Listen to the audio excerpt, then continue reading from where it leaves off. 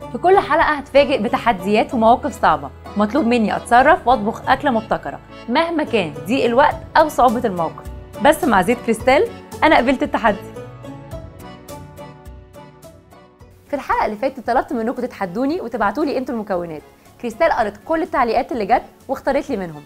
تعالوا نشوف اختارت لي ايه. رز مسلوق، كورن فليكس، تونة، جبنة شيدر، بصل، بيض، جزر.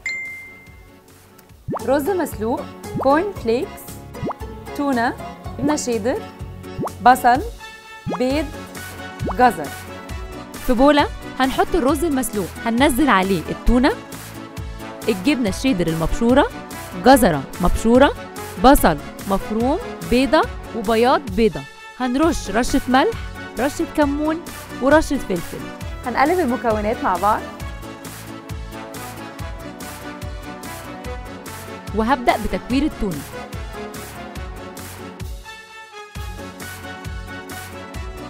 هنزلها في الكورن فليكس واغطيها كويس قوي. هنحط الزيت في الطاسة عشان يسخن.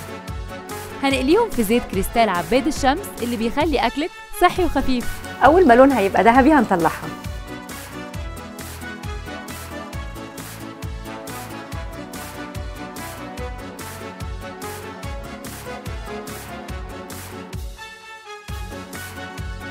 التحدي كان صعب، بس احلى حاجه في الطبيخ انه ملوش قوانين. انت كمان استغلي المكونات اللي عندك واعملي وصفه جديده. جربوا وصفتي وكل الوصفات اللي بتبتكروها ابعتوها لنا. كل سنه وانتم طيبين. كريستال، صحتك بالدنيا.